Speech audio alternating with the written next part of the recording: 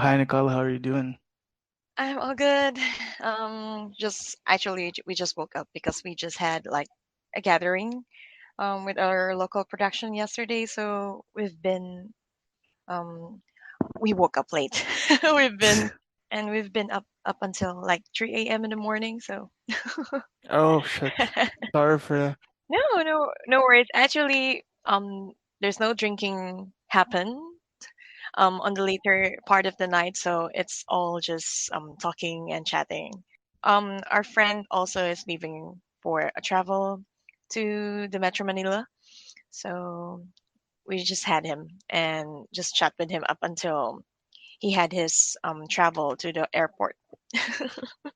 Cool, cool. It's Yeah. like 11 a.m. Yes, it's 11 a.m. in the Philippines right now. It's midnight here in Brazil.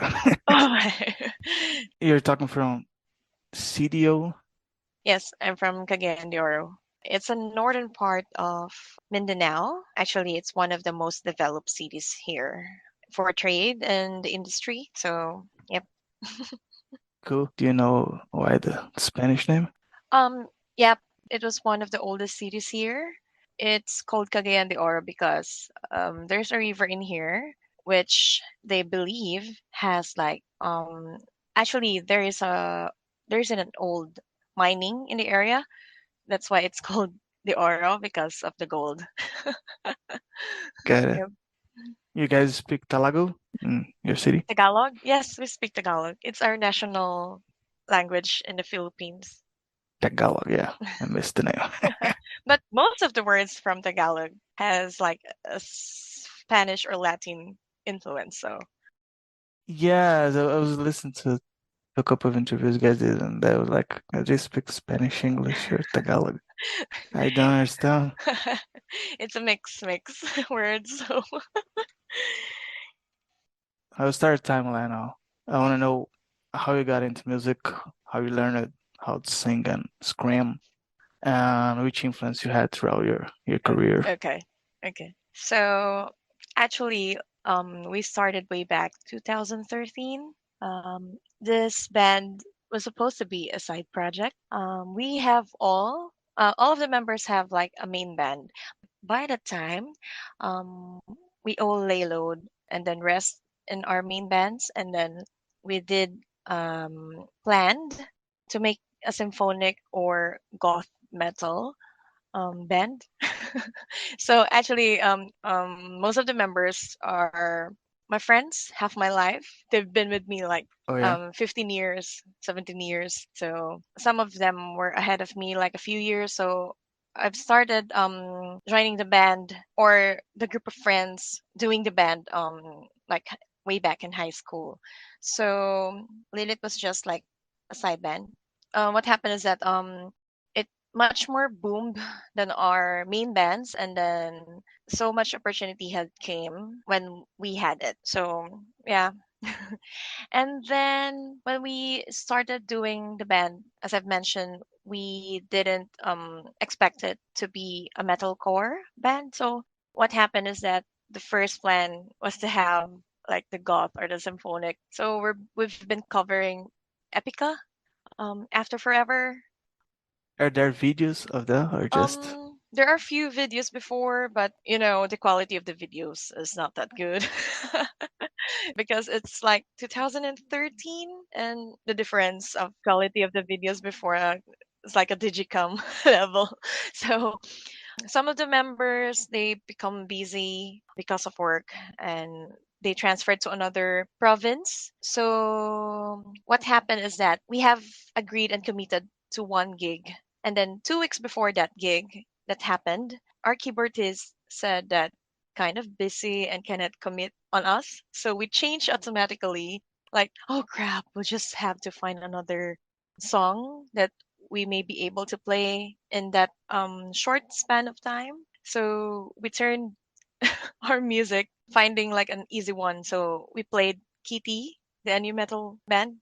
They are an all girl band. We changed that, and then a few weeks after that, we decided to like fix our genre and then talk about what we will be doing. So yeah, we've decided that we're gonna do like a metal core because it's kind of easy. But I don't know what's the meaning of easy when you say it to the musicians. That's bizarre. Yeah. And you learn how to sing to the band. Or you knew that before you started singing before. Mm-mm. So with the screaming, my first band was a black metal. It's called Hood's White, Oh shit, it's and heavy. so I've been doing backing vocals there, like the opera type, the symphonic type. But I'm not into like screaming, so I am playing keyboards way back then with them. So I didn't have much like the idea of how to do the screams, but what I did is just like the theory or like doing the correct singing. So I'm getting the voice from the diaphragm so that it won't damage like the throat. So I just discovered that when I joined Lilith. Cool. And then yeah, it grew more and I've of course sharing ideas from other co-vocalists and then researching almost everything is available in the internet. Yeah, So yeah, voice lessons, proper way of breathing. So yeah, it's just started there. you learned that from YouTube. All right. It's, YouTube University. it's kind of brave. I wouldn't do that. Yep. Let's move on. Mm-mm. Why you guys choose the name Lilith?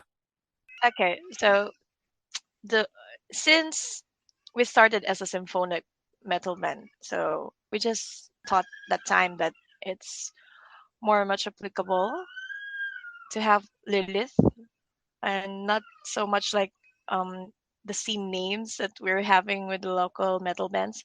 So it's more of a biblical base actually, and for me, for modernization and of course like for the idea of women empowerment, Lilith was been demonized, but for me it's a different interpretation, like a women empowerment because she doesn't or bow down the boys.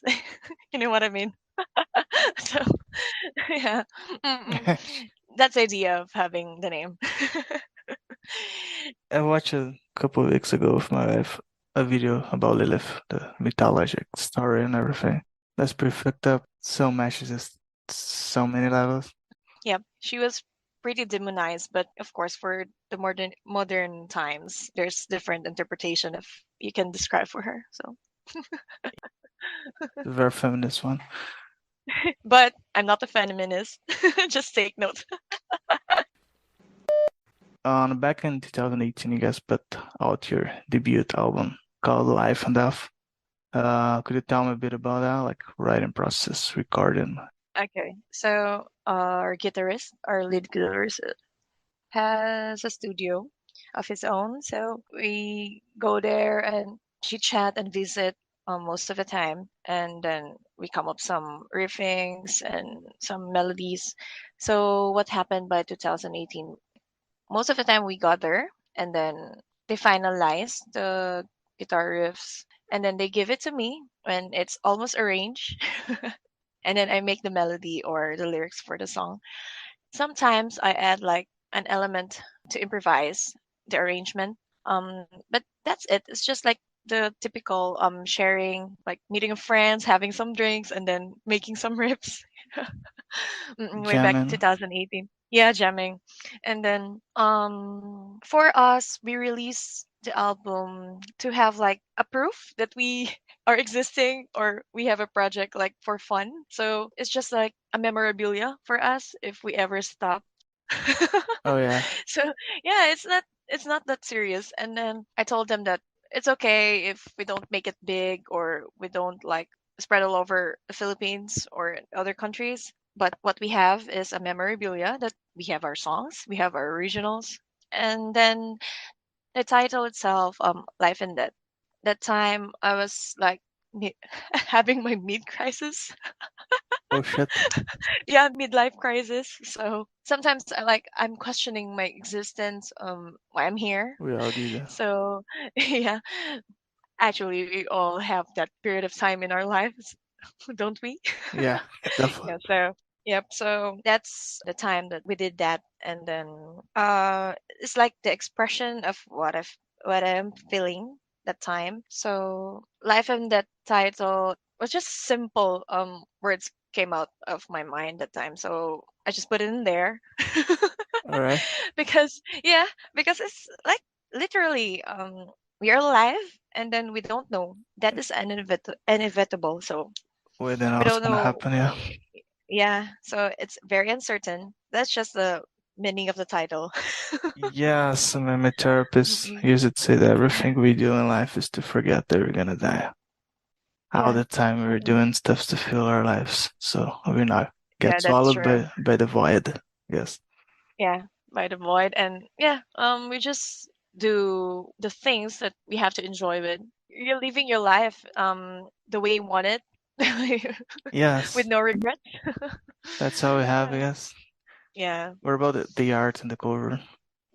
The art, as what I've said, that's one of the most like depressing times of my life. So I've asked a friend from the scene. Actually, he's playing with a band also, but he is more focused now with his artworks. So I've told him that I want something that relates to water, something like drowning and then grasping for air. So that's it, like a female drowning in the water. You guys have released a couple of singles recently. It's the second album finally coming. Okay, so we're planning to release like the second album the earlier quarter of the year, most likely around end of January or first week of Feb 2024. Actually, we have released the album cover and the name. So it's called In Garden of Scenes. The theme is like the Garden of Eden, the origin of our scenes. So yeah. And there will be like 10 to 11 songs, and we're finalizing the last two songs. Actually, we have recorded it, just the finishing touch. And the singles will be in the album. Yeah. The singles that we have released were Scarred, Hope Hate, 14, um Voices. yes, and Voices was a bonus track from a previous. So there were for the new one, there's already three that we have released. Cool. Yep. Right, and was most of the songs were written during the pandemic or all of them? Yep. Were made during the pandemic. So, everyone was like um making their way to entertain themselves and to continue what you're planned to do for the coming years. But yeah, pandemic came in. So remember, most of the people doing it online, like the busking, playing, sharing of stuff. So what we did is we're exchanging the files over a drive, and then of course exchange ideas and continue to making riffs so that will come up of new songs. And sometimes I visit our guitarist studio just to record, and then especially when it's not that the restrictions, it's not that strict at time when it was toned down. So there are times that I would like record 2 to 3 songs just to cover the whole thing, and then everything returned to normal. So yeah, we're just finalizing some songs now.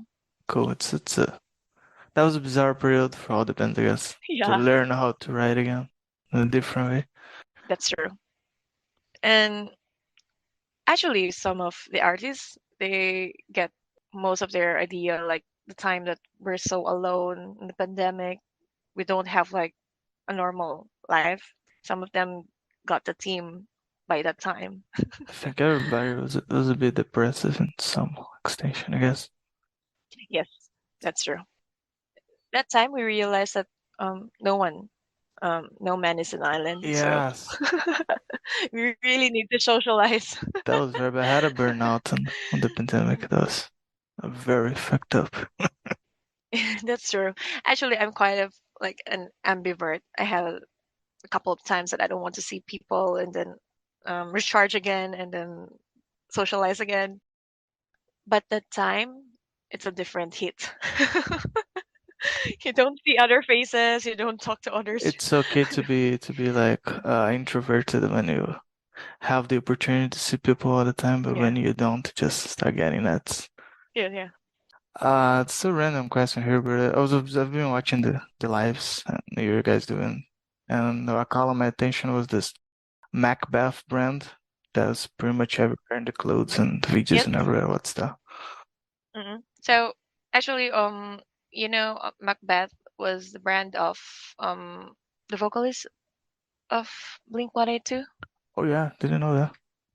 Yeah, the Californian brand. So they've been supporting us since like we boomed in the Philippines. They've been supporting us, like providing us our gears, um, our fashion gears, of course. Yeah, So um, actually, they have spread all over the Philippines um, with their fashion because most of the theme for Macbeth is like musically related, more on skate and music. Because the vocalist of Blink 182 is related to music, right? So they are pushing the remarketing, or their marketing stints, especially with musicians. So yeah, they've been with us like for a year now. They're supporting us with our what do you call this, clothes, clothing. yeah, Yeah. cool. Hope you guys start touring out of Philippines soon. Hopefully soon. Actually, we're targeting now like a Southeast Asian tour, and we're arranging things. I cannot say the exact period or the exact country as of the moment, but we're planning. It's gonna happen. It's gonna happen. Yeah, Yeah. awesome. Thanks. Yep, yep. And before I finish the interview, I have a funny one here. Every time I do an interview in December, I ask the guests about Christmas and want to know how you celebrate Christmas and how Christmas is usually celebrated in the Philippines. Okay. In the Philippines, it's really quite festive when you say Christmas because, we are the only country here in the Southeast Asian that most of the people are Catholic. So most of us believe in the existence of Jesus. So we start the celebration or the holidays around September. By the time that the Burr months appear on the Oh calendar, shit, most of the Filipinos most of the Filipinos play Christmas songs in the mall, decorate their houses early as that. that's cool. Lights So everywhere. yeah, lights everywhere. It's quite fun and festive, but of course, some religious religion, they don't practice Christmas, but they do celebrate the New Year. It's quite near, so most of them celebrate with the Catholics that have has that practice. So Yeah, I do believe in God and I celebrate Christmas as well. it's a tradition, and I think it's the culture of like celebrating life with others. Actually, it's not for me. My family is quite religious, but I don't practice that well. So, but for me, it's like December is where you do the reunions, like getting socialized with long lost friends. It's a good feeling. You have to see them, and of course, like the gift giving. It's another plus. I would like to send a last message to people that will be listening to this interview. Okay. So, for all of the musicians out there, of course, don't lose your hope. You might not get that big, or you were just starting, but do your music for fun and yeah, for your memories. As what I've shared earlier, that we didn't expect to be known in the whole Philippines and some other areas in internationally, but if we stop and we didn't enjoy what we're doing, then it's a different story. So just keep doing you, do your stuff, be an inspiration to others, and that's enough. You'll be happy with what you're doing. Awesome. Nicole, that was an absolute pleasure having you here. Yes, thank you so much, and it's an honor to speak and talk here. Actually, it's my first international invitation for a podcast. So Cool. That means you guys are getting big. yeah, thank you so much. I hope so. We could be recognized that big. Yeah, I hope to see Lilith getting big. because you guys deserve it, really. Thanks. Okay. Thank you so much. Thank you. Bye. Bye bye.